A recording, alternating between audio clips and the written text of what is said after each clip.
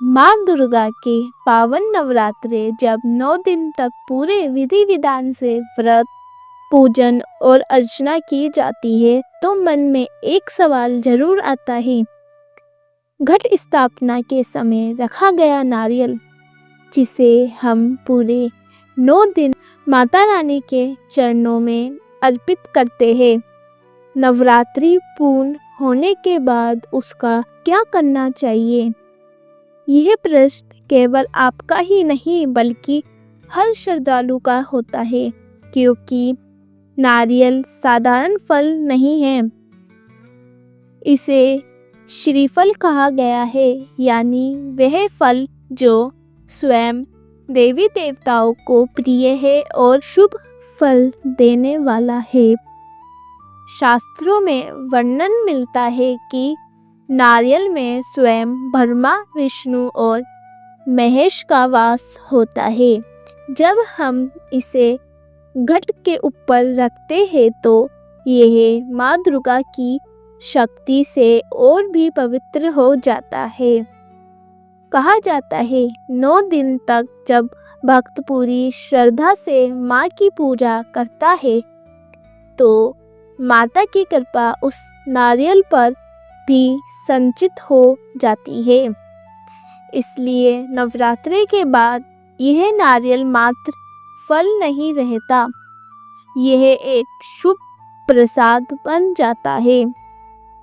अब प्रश्न आता है, नवरात्रि पूर्ण होने के बाद इस नारियल का क्या करना चाहिए? धार्मिक मान्यताओं के अनुसार इसके कई तरीके बताए गए हैं। आइए एक एक कर समझते हैं। सबसे पहला और प्रमुख उपाय, इस नारियल को प्रसाद के रूप में वितरित करें। थोड़ा थोड़ा कर परिवार के सभी सदस्य इसका सेवन करें और शेष भाग को कन्या पूजन के समय छोटी कन्याओं को अर्पित करें। माना जाता है कि इससे घर में सुख समृद्धि बनी रहती है और माँ दुर्गा की कृपा हमेशा घर पर रहती है। यदि आप चाहे तो इस नारियल को अपने घर के मंदिर में किसी लाल अथवा पीले कपड़े में लपेटकर रख सकते हैं। ये उपाय नकारात्मक ऊर्जा को दूर करता है और घर के वातावरण में शांति लाता है। बहुत से विद्वान मानते हैं कि अगले अमावस्या तक इसे घर में रखना अत्यंत शुभ होता है। एक और मान्यता यह भी है कि नारियल को तोड़कर उसके कुछ टुकड़े घर के मुख्य द्वार पर रख दिए जाए। इससे नकारात्मक शक्तियाँ घर के भीतर प्रवेश नहीं कर पाती और घर के अंदर सदैव सकारात्मक ऊर्जा का प्रभाव बना रहता है। अगला उपाय है, अमावस्या के दिन या फिर किसी शुभ मुहूर्त पर इस नारियल को किसी पवित्र नदी, सरोवर या तालाब में प्रवाहित कर दे। यह कार्य माता रानी को समर्पण के भाव से किया जाता है और इससे जीवन में आ रही रुकावटें दूर होती हैं।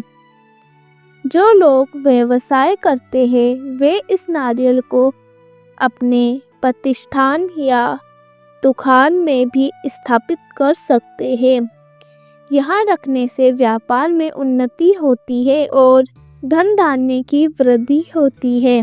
नवरात्रि में स्थापित नारियल केवल फल नहीं बल्कि माँ दुर्गा की कृपा का वाहक बन जाता है। इसका जल पवित्र माना जाता है। इसे घर के मंदिर में रखने से आने वाले पूरे समय के लिए सुख, शांति और समृद्धि बनी रहती है। इसी कारण से कई घरों में ये प्रथा है कि अगली नवरात्रि तक इस नारियल को मंदिर में रखा जाता है और जब अगली नवरात्रि आती है तब नए नारियल के साथ पुराने नारियल का विसर्जन कर दिया जाता है।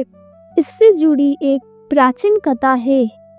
कहा जाता है कि एक गांव में एक गरीब ब्राह्मण हर नवरात्रि घट स्थापना करता और माँ दुर्गा की पूजा करता था। नवरात्रि पूर्ण होने के बाद वे नारियल को कभी भी साधारण फल की तरह उपयोग नहीं करता, बल्कि उसे अपने घर के मंदिर में लाल कपड़े में बांधकर रख देता। धीरे धीरे उसके घर की हालत बदल गई। घर में धन आने लगा, विवाद दूर होने लगे और शांति स्थापित हो गई। लोगों ने जब कारण पूछा तो ब्राह्मण ने कहा, यह सब माँ दुर्गा की कृपा और उनके चरणों में अर्पित उस नारियल का प्रभाव है। इसलिए नारियल को हल्के में न ले, ये आध्यात्मिक शक्ति का स्रोत है। कुछ सावधानियां भी जरूरी है। नारियल को कभी कूड़े में न फेंके, इसे अपवित्र स्थान पर न रखें। यदि इसका प्रयोग नहीं करना चाहते तो इसे किसी पवित्र स्थान या नदी में ही विसर्जित करें। नारियल के जल को अपवित्र स्थान पर न डालें, इसे तुलसी के पौधे या घर के मंदिर में ही अर्पित करें। तो भाइयों और बहनों, नवरात्रि की साधना हमें सिखाती है कि श्रद्धा और विश्वास से किया गया हर कार्य शुभ फल देता है। घट पर रखा नारियल माँ दुर्गा की कृपा का प्रतीक बनकर हमारे जीवन से दुख और संकट को दूर करता है और सुख समृद्धि का मार्ग खोलता है। इसलिए इस नवरात्रि अपने घर के नारियल को सही विधि से संभालें और माता रानी की असीम कृपा का अनुभव करें।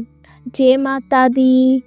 अगर वीडियो अच्छा लगा हो तो लाइक ज़रूर करें, इसे अपने दोस्तों और परिवारों तक शेयर करें और हमारे चैनल को सब्सक्राइब करें ताकि माँ दुर्गा और भोलेनाथ से जुड़े ऐसे ही दिव्य ज्ञान आपके पास समय समय पर पहुँचते रहे।